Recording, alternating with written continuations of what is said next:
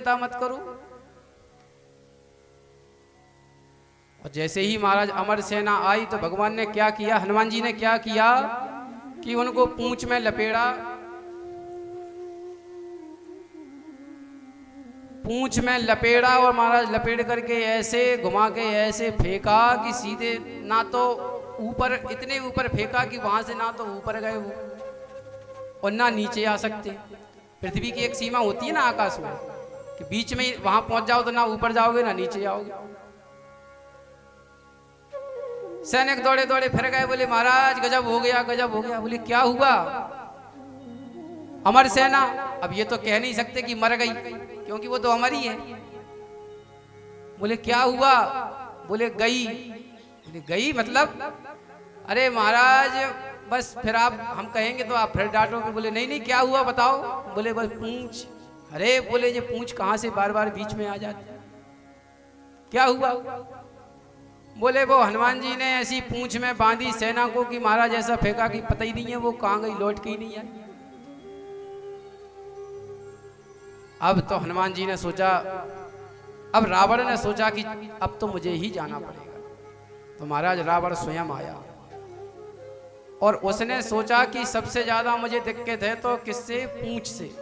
जैसे अभी बताया ना कि जो अभिमानी आदमी होते हैं, किसी का हित ना सोचने वाले होते हैं, उन्हें पूंछ से ही दिक्कत होती है। तो भगवान भी कहते हैं भैया तुम पूंछ वाले को पकड़ लो तो तुम्हारी पूंछ बढ़ जाएगी। हा? पूंछ वाले कौन है?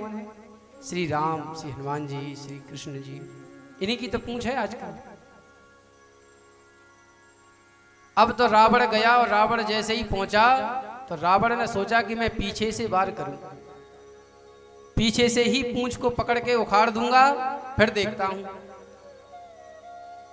और हनुमान रावण जैसे ही गया सो हनुमान जी महाराज बैठे थे और इसने पीछे से ही पूंछ पकड़ी। जैसे ही पूंछ पकड़ के पकड़ी तो महाराज हनुमान जी महाराज अब तो क्या हुआ, मुड़े नहीं, सीधे उड़े। अब तो जैसे ही हनुमान जी महाराज उड़े सो जे पूंछ पकड़े था सो जे भी साथ में उड़ा। अब ना तो पहले तो पूंछ इसलिए पकड़ रहा था कि इसको उखाड़ दूंगा, अब पूंछ छोड़ नहीं सकता कि कहीं पूंछ छोड़ दी तो मैं कहूं कहीं का नहीं रहूंगा। और जैसे ही हनुमान जी महाराज उड़े तो यह तो पकड़ ले रहा और फिर जैसे तैसे हनुमान जी महाराज से अभिनय विनय करके हनुमान जी महाराज नीचे आए। तो परिचय कैसे हनुमान जी महाराज कैसे? अतुलित बल धाम। और परिचय क्या देते हैं? राम दूत में मात जान। तो बल का जहां प्रदर्शन हो, जहां आवश्यकता हो वहां दिखाओ। ऐसा नहीं कि जगह जगह पे कहीं पे भी हम अकड़ के ही खड़े। हनुमान जी महाराज से सीधा भी कोई हो सकता है क्या? और वो चाहें तो कुछ भी कर सकते हैं। इसलिए अभिमान, ज्ञान का अभिमान हो, बल का अभिमान हो, हमको थोड़ा सा ज्ञान हो जाए तो हम उसी में अभिमान में डूबे रहें, यह नहीं होना चाहिए। तो जैसे ही भगवान ने कहा कि भैया यह मणि हमें दे दो और यह मणि इसके वजह से हमें कलंक भोगना पड़ रहा है, तो और जामवंत जी की यहाँ युद्ध हुआ। 27 दिन तक खूब पिटाई करी। 28वें दिन जामवंत जी समझ गए कि यही मेरे परमात्मा हैं, तुरंत चरणों में प्रणाम किया और यहाँ पर जामवंत जी अपने धाम को चले गए। जामवंत जी बोले देखो महाराज एक बात है, मैंने अपनी मणि जो है बेटी को दे दी है और बेटी को दिया हुआ धन वापस मैं ले नहीं सकता। तो अब मणि एक ही शर्त पे मिल सकती है कि आप मेरी बेटी जामवती से विवाह कर लो। भगवान ने कहा ठीक है भैया। और जैसे ही जामवती का विवाह भगवान से हुआ तो जामवंत जी तो चले गए और भगवान जामवती जी को लेकर के घर आए। बोलो द्वारकाधीश की। भगवान के कौन से नंबर का विवाह हुआ जी? दूसरे नंबर का, गिनते जाना। और जैसे ही भगवान आए और मणि दी, अब तो जैसे ही पता चला सबको कि सत्राजित को भी, तो वो जो कह रहे थे पहले कि अरे देखो द्वारकाधीश कैसे हैं कि इनकी मणि ले ली, भाई को मार दिया, अब वही लोग क्या कहने लगे, अरे सत्राजित में ही कमी थी, ये तो इसी की गलती थी, भगवान तो ठीक है। तो लोगों को बदलने में देर नहीं लगती, कब आपकी बड़ाई करने लगे, कब आपकी वही लोग बुराई करने लगे, क्योंकि यह संसार है, यहाँ तो भगवान को नहीं छोड़ा लोगों ने। जैसे शंकर जी एक बार जा रहे थे ना, सबने सुना ही होगा लगभग। भोले बाबा एक बार बैठ के जा रहे थे नंदीश्वर पे, पार्वती मैया भी थी। एक गांव से निकले तो वहाँ के लोगों ने कहा कि देखो देखो कैसे निष्ठुर हैं, एक तो बैल बेचारा उसी पर दोनों बैठे हैं। तो भोले बाबा बोले देवी एक काम करो, मैं उतर जाता हूँ, तुम अकेले बैठी रहो। भोले बाबा उतर गए, दूसरे गांव में पहुंचे तो वहाँ के लोग बोले देखो बाबा कैसा निष्ठुर है, मैया कैसी निष्ठुर है कि खुद तो उस पर बैठी हैं और पति को बेचारे को पैदल चला रही हैं। भोले बाबा ने कहा देवी इसमें भी भलाई नहीं है, चलो अब मैं बैठ जाता हूँ, तुम नीचे चलो। तो जैसे ही भोले बाबा बैठ गए, मैया चलने लगी, तो अगले गांव में पहुंचे तो वहाँ के लोग बोले शर्म नहीं आ रही इसे, बताओ, बोले बेचारी पत्नी को तो पैदल चला रहा है, अपन उस पर बैठा है।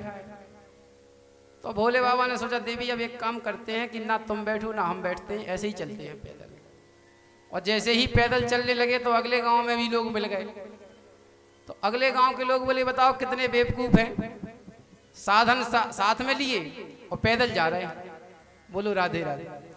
तो यहाँ के ये संसारी लोग जो है ना, वो किसी ना किसी बहाने से आपको कहते ही रहेंगे, अच्छा बुरा कहते रहेंगे। आप तो बस अपने कर्म पर ध्यान दो, अपना कर्म करते रहो, वो भी सत्य ईमानदारी से, परमात्मा आपको विजय अवश्य देगा। अब जैसे ही सत्राजित की महाराज थू थू होने लगी, तो अब सत्राजित आया भगवान कृष्ण के पास और द्वारकाधीश से बोला हे प्रभु मेरी रक्षा करो, अब तो मेरी बदनामी हो रही है। तो भगवान ने कहा भैया हम क्या कर सकते हैं।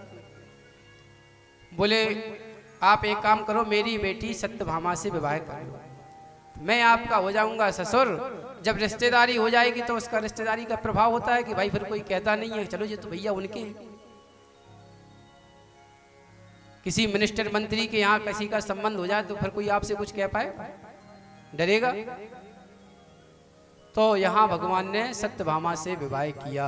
बोलो द्वारकाधीश की जय हो। कितने विवाह हो गए भगवान के? 3। अब एक बार कृष्ण अर्जुन के साथ भ्रमण कर रहे थे, तो यमुना जी के किनारे एक देवी बैठ के तपस्या कर रही थी। अर्जुन ने जैसे ही देखा कि कोई देवी तपस्या कर रही है, तो पूछ लिया कि देवी तुम कौन हो? अहम देवस सवितुर्दुहिता पति में क्षति विष्णु वरेण्यम वरम वरदम तपा परम स्थिता। वह देवी बोली मैं कालिंदी हूं। तो बोले तपस्या क्यों कर रही हो? बोले मैं भगवान को पाने के लिए तपस्या कर रही हूँ। अर्जुन बोले अच्छा कन्हैया को पाने के लिए कर रही हो, तो वो तो यहीं खड़े हमारे साथ में ही, पास में ही है। तो भगवान ने वहां कालिंदी से विवाह किया। तो ये भगवान का कौन से नंबर का विवाह हुआ? 5वां विवाह मित्रवंदा के साथ किया, और 6वां विवाह सत्या के साथ किया, 7वां विवाह भद्रा के साथ किया भगवान ने, और 8वां विवाह लक्ष्मी जी के साथ किया। ऐसे भगवान के कितने विवाह हो गए? 8 विवाह। एक राजा था भौमासुर। यह इसके मन में क्या था कि जैसे भगवान ने रासलीला करी तो मैं भी 20,000 गोपियों को इकट्ठा करना चाहता था। उसने सोचा मैं भी 20,000 गोपियों को इकट्ठा करके रास करूंगा। लेकिन जैसे ही सारी देवियों ने करुण पुकार की तो भगवान समझ गए, और परमात्मा द्वारकाधीश जैसे ही पहुंचे तो यहाँ पर भौमासुर का वध किया। तो इसने अभी तक कितनी रानियां इकट्ठी कर पाई थी? 16,100।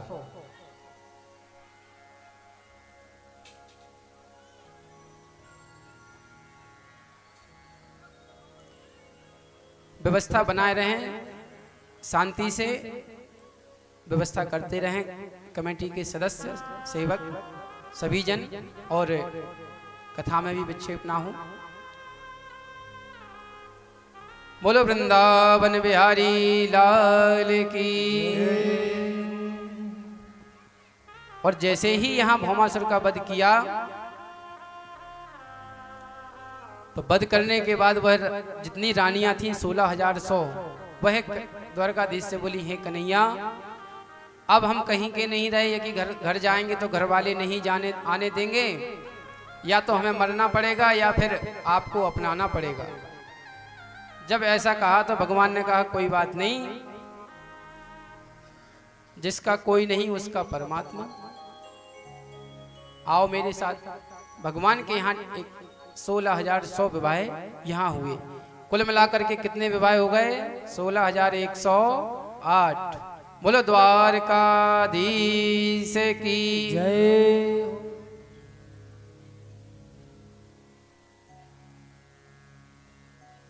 अब एक दिन की बात, भगवान का परिवार बहुत ही अच्छी तरीके से चल रहा था, काफी बड़ा परिवार हो गया। भगवान के बेटा बेटी कितने हुए? प्रत्येक रानी से 10-10 बेटा और 1-1 बेटी। अब समझ लो कितना बड़ा परिवार हो गया भगवान का। 1,61,080 तो महाराज भगवान के बच्चे ही थे।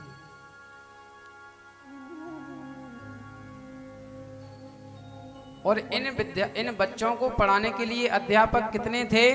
3,88,08,000 तो अध्यापक थे सारी शिक्षा दीक्षा के लिए। अब एक दिन क्या हुआ कि भगवान ने सोचा कि सारी रानियां कभी ना कभी नाराज हो जाती हैं, पर रुक्मिणी मैया आज तक कभी नाराज नहीं हुई। उनका कभी क्रोध ही नहीं देखा कि वह क्रोध कैसे करती हैं। तो क्यों ना आज जो है रुक्मिणी मैया के साथ हास्य प्रयास किया जाए। और गृहस्थ जीवन है ही ऐसा। अयम ही परमो लाभो गृहेषु गृह मेधिना अन्न में नीयते यमः प्रियमा प्रियया भीरुभा।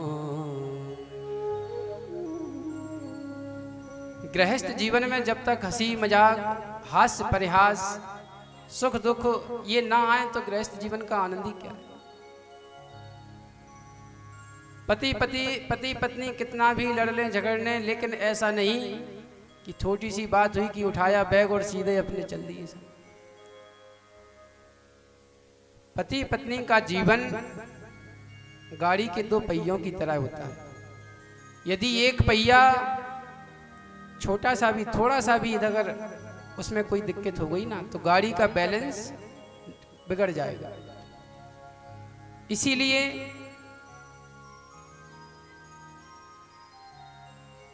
कितनी भी मुश्किल हो, भाइयों के साथ बहुत समस्याएं रहती हैं, सारी व्यवस्थाएं देखना भी पड़ता है।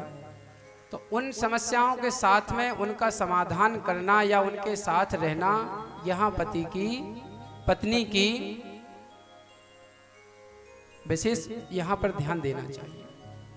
क्योंकि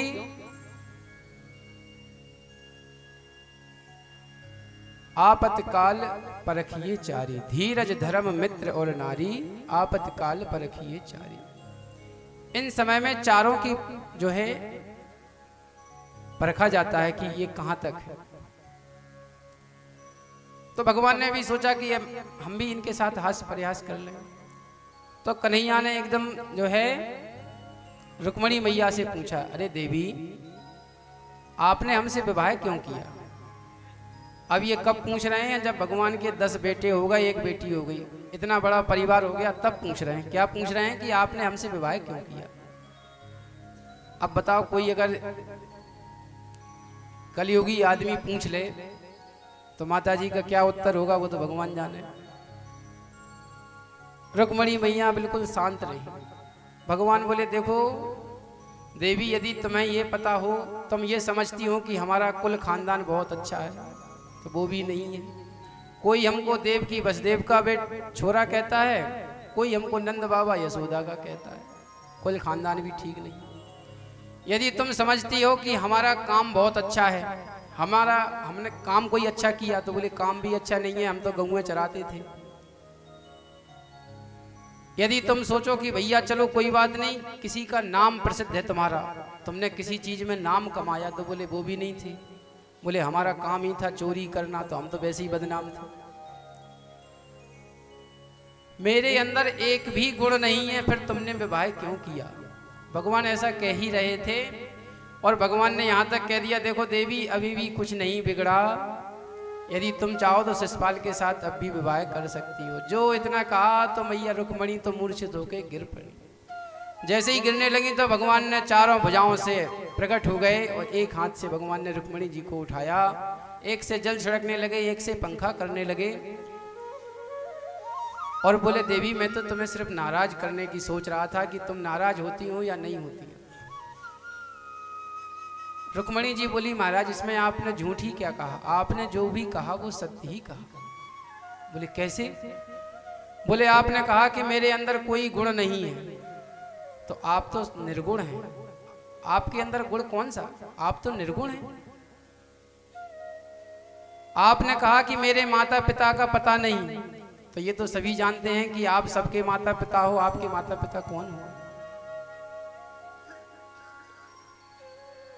आपने कहा कि मैं चोरी करता हूं, तो महाराज आप चोरी करते हैं लेकिन किस चीज की? मनुष्यों के अंदर जो छुपा हुआ अंधकार है, जो अज्ञान है, आप उसको चुराते हैं। अपने भक्तों के हृदय से बुराइयों को चुरा करके अच्छाई की ओर ले जाते हैं, तो ऐसी चोरी बुरी थोड़ी होती है। ऐसे ही रुक्मणी मैया ने सारे सवालों का उत्तर दिया और कन्हैया बड़े प्रसन्न हुए। बोले वाह रुक्मणी जी, मैं तो आपको चढ़ाने के लिए कह रहा था, लेकिन आपने तो इन सारे सवालों का उत्तर दे दिया। और यहां हास्य परिहास के बाद बलराम जी ने क्या किया? एक बार रुक्मी का वध कर दिया। रुक्मी कौन था? भगवान का साला, रुक्मणी जी के भाई। द्यूत कीड़ा खेल रहे थे एक दिन, तो बलराम जी हर बार जीतते थे, लेकिन क्या हुआ कि वह रुक्मी कहता था नहीं मैं जीता, मैं जीता। जैसे ही ऐसा कह रहा था, इतने में आकाशवाणी हुई और आकाशवाणी ने कहा कि बलराम जी जीतते तो आप ही हैं, यह तो छल से जीत रहा है। इतना कहा तो बलराम जी को गुस्सा आया और उन्होंने जो है वहीं रुक्मी का वध कर दिया। अच्छा, कन्हैया के पास जब बात आई तो कृष्ण क्या कहते?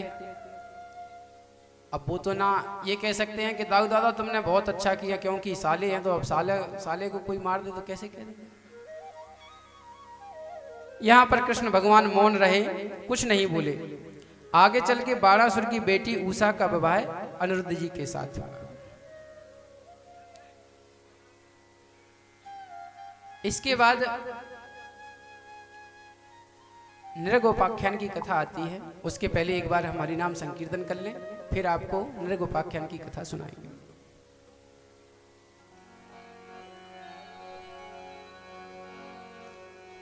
अरे मुरली बजा के मोहना, मुरली बजा के मोहना,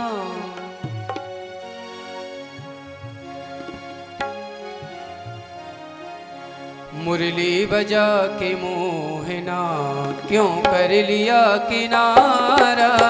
मुरली बजा के मोहना, क्यों कर लिया किनारा? मुरली बजा के मोहना, क्यों कर लिया किनारा? मुरली बजा के मोहना, क्यों कर लिया किनारा? मुरली बजा के मोहना, क्यों कर लिया किनारा? मुरली बजा के मोहना, क्यों कर लिया किनारा? मुरली बजा के मोहना, क्यों कर लिया किनारा? मुरली बजा के मोहना, क्यों कर लिया किनारा? अपनों से हाय कैसा, अपनों से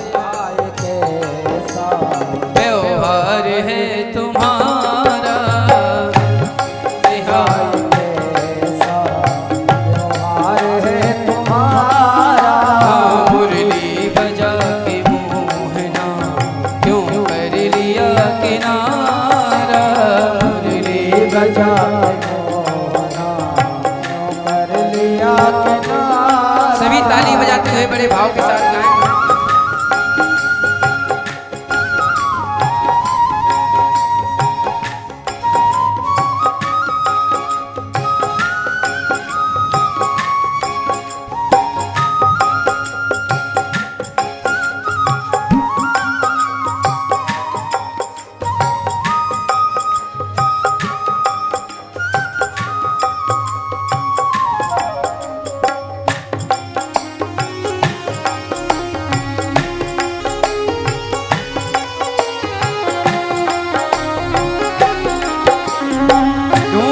गली गली